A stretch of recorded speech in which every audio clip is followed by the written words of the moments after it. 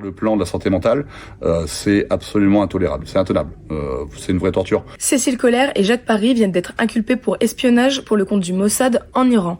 Un de nos collaborateurs, Édouard Gasnier, a passé 15 jours dans la même prison que les deux Français il y a une dizaine d'années. Il nous raconte. Cécile et Jacques ont été inculpés aujourd'hui. Ils ont été accusés d'être des espions du Mossad. Vous êtes arrivés en prison parce que vous avez été soupçonné également d'être un espion du Mossad.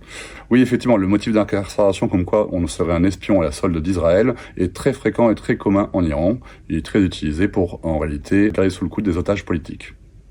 La justification qui vous a été donnée, elle était claire, elle vous a été dite dès que vous avez été interpellé?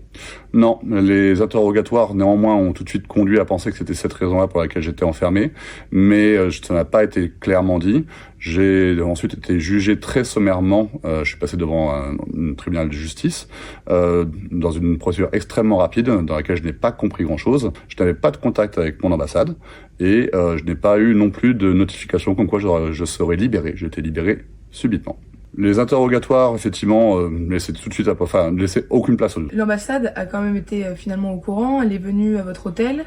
Alors dans mon cas personnel, l'ambassade de France, elle a été informée du fait que j'étais en détention puisque je donnais plus signe de vie à mes parents d'une part, que d'autre part une autre personne a été incarcérée en même temps que moi qui se trouvait un citoyen hollandais et que les Hollandais ont su qu'il était emprisonné à Evin. L'ambassade de France s'est rendue à mon hôtel, a constaté que j'étais pas revenu et a demandé de mes nouvelles auprès des autorités iraniennes qui leur ont affirmé ne pas avoir de détenu au nom de Édouard Gasnier. Vous êtes entré en Israël et puis ensuite vous êtes allé en Iran. Il est vrai que comme dans un certain nombre de pays du Moyen-Orient et du Proche-Orient, il est interdit de voyager si on a fait un séjour sur le territoire israélien ou palestinien. Donc à partir de ce moment-là, si on rentre dans ces pays, on sait qu'on est en infraction, on leur offre un motif d'arrestation. Moi, en l'occurrence, ils ont fouillé mon ordinateur pour avoir des photos et ils ont trouvé des photos sur lesquelles ils ont pu constater de ma présence à Jérusalem. Donc à partir de ce moment-là, il n'y avait plus de doute et ils m'ont jeté en prison.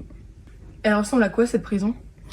C'est une prison, alors que c'est une très grande prison, c'est un grand établissement très vaste. Il y a différentes ailes. J'étais dans les quartiers les plus privilégiés, d'après les témoignages que j'ai pu consulter et lire depuis ce moment-là. Après, même dans des conditions, on va dire relatives, correctes que j'ai pu avoir moi expérimenté, on est dans une cellule de 9 mètres carrés. On va dormir sur le sol, à même le sol. On a une très lourde porte qui s'ouvre très peu souvent et qui va laisser passer un petit bandeau. Quand on sort, on va avoir un bandeau sur les yeux, que ce soit pour aller marcher ou pour aller à la douche. Il y a des conditions d'hygiène qui sont mauvaises, sans être absolument déplorables dans mon cas à moi. Cécile et Jacques, ça fait 3 ans qu'ils sont enfermés. En tant que personne qui a connu ça pendant 2 semaines, qu'est-ce que vous pensez qu'ils peuvent ressentir là? Je suis persuadé qu'ils sont dans un état de détresse psychologique absolue. Certainement qu'ils peuvent avoir d'autres problèmes d'ordre de santé, des problèmes physiques, mais sur le plan de la santé mentale, c'est absolument intolérable, c'est intenable. C'est une vraie torture. Il faut se rendre compte qu'on n'a pratiquement aucun contact avec l'extérieur, on est extrêmement isolé. Moi, dans mon cas très précis, les jours d'enfermement, je ne pouvais absolument rien faire d'autre que tourner en rond dans ma cellule et attendre une sortie par jour de 15 minutes où j'avais un bandeau sur les yeux. Il n'y a absolument pas de lecture possible, pas d'activité. Vu leur temps de détention, j'imagine et j'espère qu'ils ont réussi à avoir des conditions légèrement meilleures de ce point de vue-là, mais il n'empêche que leur état de détresse psychologique doit être absolu. Quand vous avez été enfermé avec votre ami, vous avez reçu aucune information de la durée de votre détention, de pourquoi vous étiez là, ce que vous encourez? Oui, on n'avait aucune information relative au fait comment est-ce qu'on allait être traité dans le circuit judiciaire. Et c'est pareil pour la libération. Hein. Un jour, effectivement, le gardien de la prison est juste venu, il a ouvert ma porte et l'a laissée ouverte. Et j'étais surpris, je suis resté dans ma cellule 1 minute ou 2 avant de me rendre compte qu'il était parti et que je pouvais sortir dans le couloir et qu'en fait il était au bout du couloir et il me disait tu peux venir. Je suis repassé devant un médecin qui très sommairement posait quelques informations relatives à la santé. Puis voilà, on est ramené tout de suite et reposé dans le centre-ville de Téhéran sans plus d'explications, à peu de choses près. Laissé abandonné ici, et c'est à l'hôtel par exemple que je me suis rendu compte que l'ambassade de France avait contacté mon hôtel, qu'elle avait laissé des coordonnées et que j'ai pu rappeler l'ambassade de France qui est venue me chercher et me récupérer.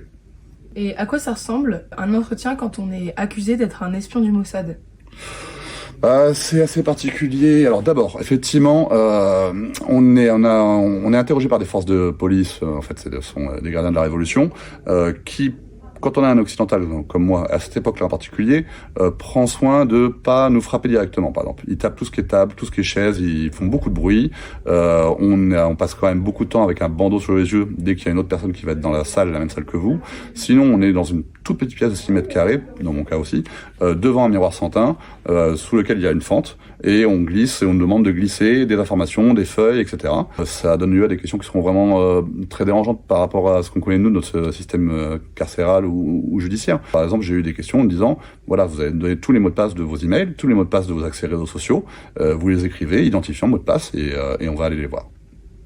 On a évidemment très peur d'écrire un peu son parcours et de donner des noms d'Iraniens, des personnes qu'on a rencontrées, parce que évidemment, il n'y a aucun motif pour les embêter a priori, mais ce régime est tellement aléatoire dans la répression qu'il peut infliger à sa population, en fait, qu'on a très peur de donner trop d'informations, mais en même temps, il faut en donner, parce qu'il faut se blanchir. Donc bon, voilà, c'est une situation qui est intenable. Enfin, c'est épuisant, ouais, c'est épuisant.